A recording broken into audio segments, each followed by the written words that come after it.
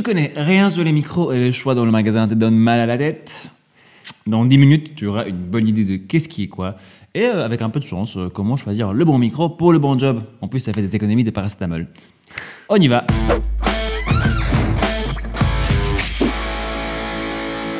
Bonjour et bienvenue à l'Académie du Gros Son. Moi, c'est André. Et moi, c'est Gérald. Alors aujourd'hui, on va vous parler des microphones. Alors effectivement, c'est quelque chose de plus basique, mais c'est important d'en parler parce que c'est quelque chose qu'on utilise tous les jours. Donc c'est très important de savoir quel type de micro, comment ils fonctionnent, leur directivité, tout ça, tout ça. Donc on va en parler tout de suite. Et puis voilà, ça vous permettra peut-être de plus facilement faire vos choix. Et aussi, quand un ingénieur du son vous parle de différentes choses en rapport avec les micros, il aura moins l'air d'un extraterrestre qui parle le chinois d'extraterrestre. Comme ça, ce sera peut-être plus simple. Tu le fais super bien. Pas mal, hein? Je les connais, hein, c'est pour ça. C'est pour ça. Voilà. Donc, on va vous parler aujourd'hui de deux choses. Tout d'abord, des types de micros. Donc, nous avons des micros dynamiques à condensateur et à ruban. Donc, nous avons les trois exemples de ces micros-là devant nous. Et de deux, on va parler de tout ce qui est directivité d'un micro. Si vous ne savez pas ce que c'est pas grave, on va vous expliquer dans 2 secondes. Nous avons les 3 directivités principales, c'est-à-dire omni, cardio et bidirectionnel. Voilà. Avant de passer au micro et tout ce beau monde magnifique de choses qui enregistrent, prenez 2 secondes pour cliquer sur le bouton qui est là quelque part pour vous abonner à notre chaîne YouTube parce que nous ça nous fait plaisir et vous ça vous tient en contact avec nous jusqu'à l'infini et ça c'est cool. Et de 2, prenez peut-être un tout petit moment si vous voulez recevoir toutes nos vidéos sur votre boîte mail, si vous ne passez pas tous les jours sur YouTube, voilà, pas de souci. Toutes les semaines, on vous envoie un petit mail avec la nouvelle vidéo et à chaque fois qu'on a quelque chose d'un peu plus cool qui sort, enfin un peu plus particulier, c'est notre mailing list qui le reçoit en premier, bien avant tout le monde autour. Donc ça, vous pouvez voir dans le lien qui est juste là, academiedugrosson.com/bonus. Et voilà, sans plus attendre, on attaque les types de micros. Alors, la première grande famille de micros, ce sont les micros dynamiques. C'est les plus courants, ceux que vous connaissez le plus, c'est souvent au début qu'on a le plus, parce qu'il y a déjà un des avantages, c'est qu'ils sont moins chers, mais ça on va en parler après. Donc le fonctionnement, donc la capsule du micro dynamique, c'est quelque chose, donc c'est une capsule qui est mécanique, c'est vraiment un aimant dans une bobine, et c'est le déplacement de cet aimant qui crée une tension électrique aux bornes de la bobine. Donc c'est ça qui permet de transformer notre petite pression acoustique en petite tension électrique. C'est comme un haut-parleur, mais dans l'autre sens. Exactement. Et du coup, il y a des avantages et des inconvénients à cette technologie. L'avantage, c'est que c'est quelque chose de très robuste, de très costaud. Non, on peut tuer quelqu'un avec. Le deuxième, c'est que c'est quelque chose qui a une compression assez naturelle, qui a un focus sur le son déjà naturel, qui est plus serré, voilà, sur ce qu'il regarde avec ses oreilles de micro. Ce qu'il regarde avec ses oreilles, c'est bien ça? Oui, c'est ça, c'est la définition d'un micro. C'est ma définition à moi, en tout cas. Voilà. Sinon, qu'est-ce que je disais? Mais évidemment, il y a des points faibles. L'aspect inertie de la bobine fait qu'il est moins sensible aux détails dans le son, qu'il est plus coloré au niveau du son qu'il donne et que le niveau de sortie est moindre par rapport à un condensateur. Tout à fait. La deuxième famille des micros dont on va parler, c'est les micros à condensateur, comme le petit Audio-Technica que j'ai ici. Là, tout de suite, c'est une technologie qui est fort différente. Nous avons une capsule qui n'est plus une bobine grosse et bien lourde. C'est une capsule qui est toute fine, toute légère. Elle capte tout ce qui rentre dedans sans aucun problème. Pour fonctionner, ces micros-là ont besoin d'une alimentation, ce qu'on appelle l'alimentation Phantom ou le 48 volts. Voilà, si vous avez déjà vu ça quelque part, c'est parce qu'ils en ont besoin. Leur point fort. Alors, tout d'abord, c'est des micros qui sont beaucoup plus précis, détaillés, beaucoup plus ouverts, il y a beaucoup plus de hautes fréquences, beaucoup plus de fines détails, que ce soit dans le temps ou dans la couleur, par rapport à un micro dynamique. Donc, c'est pour ça qu'on va privilégier ces micros-là pour des prises, disons, plus naturelles, plus précises. Deuxième gros point fort, c'est que souvent, c'est des micros qui sonnent beaucoup plus naturels, justement, par rapport à un micro dynamique. Ils vont plus sonner comme ce que vous entendez dans la pièce. dû notamment à leur ouverture et leur détail. Et de 3, le niveau de sortie qui est beaucoup plus élevé que sur un micro dynamique, donc il y a besoin de beaucoup moins de gains ou préampli. C'est-à-dire que vous pouvez utiliser un préampli qui est un peu de moindre qualité sans avoir de soucis de bruit, etc. Ça, c'est pas mal du tout. Les points faibles, alors c'est souvent des micros beaucoup plus chers qu'un bon condensateur par rapport à un bon dynamique. C'est 2 à 3 fois le prix. Bien sûr. Ouais. Voilà. Donc ça, de 2, ils sont beaucoup plus fragiles. C'est pas un micro que vous allez prendre en main et sauter sur scène, aller frapper des gens avec. Ça marchera pas très bien. Puis il faut pas le faire, c'est pas bien. Déjà, c'est pas bien. Vous l'avez. Chute-toi sur scène, ne fais pas ça, c'est mal. Exactement. Et même quand vous enregistrez avec, c'est des micros qui sont par exemple très fragiles à tout ce qui est bruit de contact. Donc dès qu'on va toucher les pieds ou les micros même, les micros donnent vraiment un truc qui fait bon très rapidement, là où sur un dynamique, c'est beaucoup moins sensible. Donc ça, de 2 et de 3, certains micros condensateurs, surtout un peu moins chers, risquent d'être un peu agressifs. Parce qu'ils vont avoir beaucoup de hautes fréquences. Ces hautes fréquences ne sont pas nécessairement super bien traitées. Et voilà, il y a des choses qui peuvent peut-être un peu agresser l'oreille. Donc, c'est à garder en tête aussi.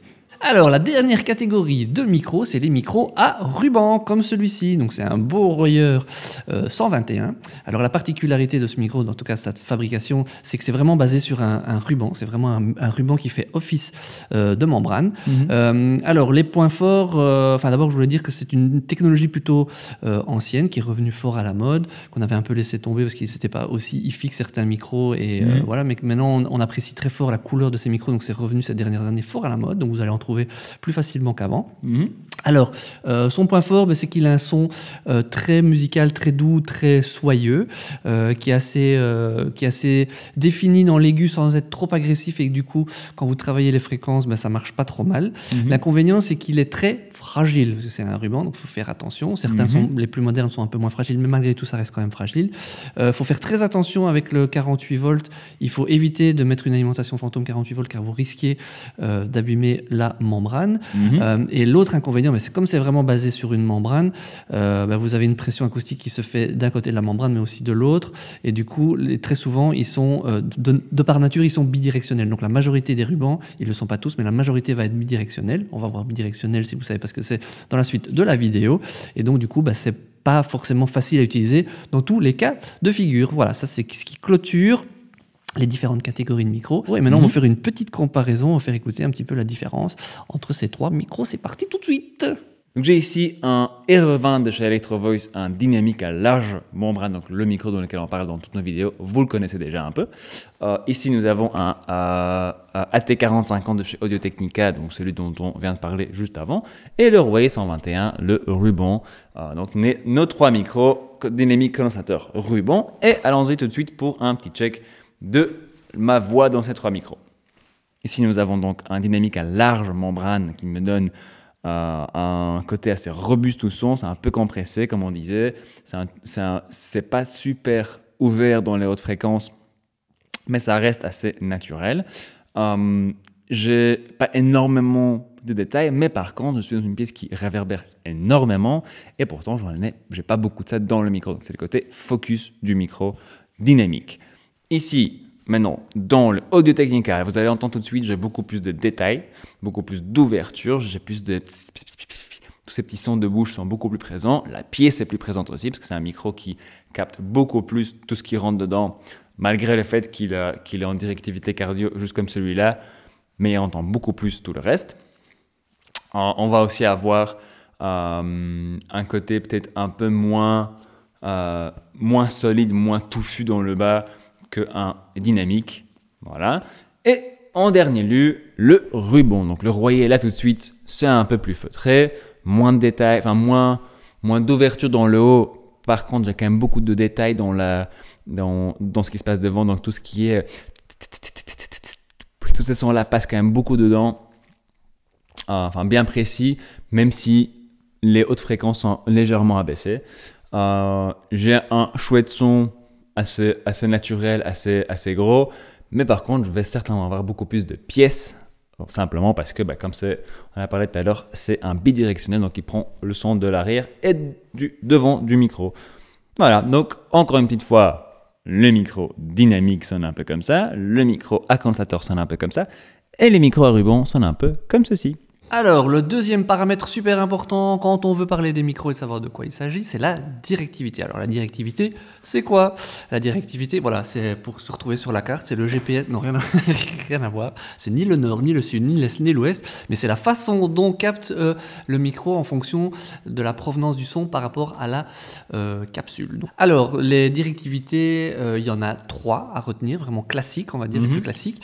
Il y a l'omni, le cardio et le bidirectionnel.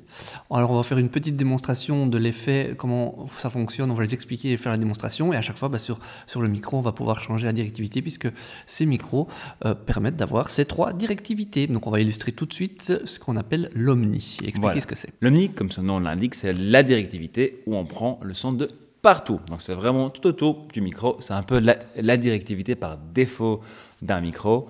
Si on fait rien de spécial, un micro est omni, c'est-à-dire que voilà, tout ce qui vient autour est pris de la même manière. Alors, ici, je vais me permettre de switcher donc, mon petit micro en omni. Vous l'avez peut-être déjà entendu, le son a un tout petit peu changé. Ça n'a plus tout à fait la même façon de répondre à ma voix. Alors, tout d'abord, voilà, je vais vous montrer comment ça fonctionne. Donc ici, si je tourne autour du micro et que je continue à parler à la même distance, vous allez avoir à peu près le même son, le même rendu de ma voix. Ok, donc on garde ça bien en tête. Omni, ça prend le son de partout. Deuxième chose importante pour l'omni, c'est qu'il n'y a pas d'effet de proximité. Vous allez voir ça juste après sur les autres activités où c'est bien présent. Ici, si je m'approche du micro, bon, ça va de plus en plus fort, donc je vais parler de moins en moins fort. Mais ma voix, la couleur de la voix ne change pas énormément. Voilà. Donc, je pense que pour l'omni, c'est tout. C'est pas très compliqué. Alors, peut-être le tout petit dernier point, donc un omni, c'est la directivité la plus naturelle, mais c'est aussi celle qui est la plus entre guillemets, difficile à utiliser, surtout dans une pièce qui est aussi réverbérante. Vous l'entendez, il y a pas mal de pièces par rapport à ce qu'on avait juste avant. Je viens de changer en cardio, tout de suite, hop, c'est un peu plus focus sur moi.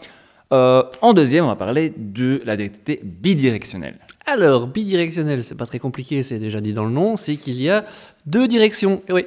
Donc, mon micro ici, c'est-à-dire qu'il va prendre par ici devant et par ici derrière. C'est-à-dire que sur les côtés, il va plus rien prendre du tout. Donc, ça fait vraiment une forme de 8 ou d'infini, comme si vous voulez. Donc, ça prend vraiment devant et derrière. Alors, on va le switcher en bidirectionnel. Ok, donc maintenant, voilà, vous entendez toujours ma voix ici, parce que ça prend toujours sur l'avant. Et maintenant, si je me déplace, au fur et à mesure, je disparais dans le tréfonds du son, et au fur et à mesure que je vais me remettre vers l'arrière, vous allez de nouveau m'entendre un petit peu comme par rapport à mon point de départ. Voilà, donc c'est, je pense, évident. Donc l'avantage, c'est ça va rejeter très fort sur les côtés. Donc si vous avez des sources que vous devez rejeter et éviter sur les côtés, ça va être très efficace. Par contre, évidemment, ça va prendre tout ce qui se passe derrière. Donc, si vous voulez prendre 2 chanteurs, par exemple, ça peut être une de ces fonctions, ou dans d'autres techniques. Après, il y a ce problème d'effet de proximité qu'on retrouve. Donc plus je vais me rapprocher,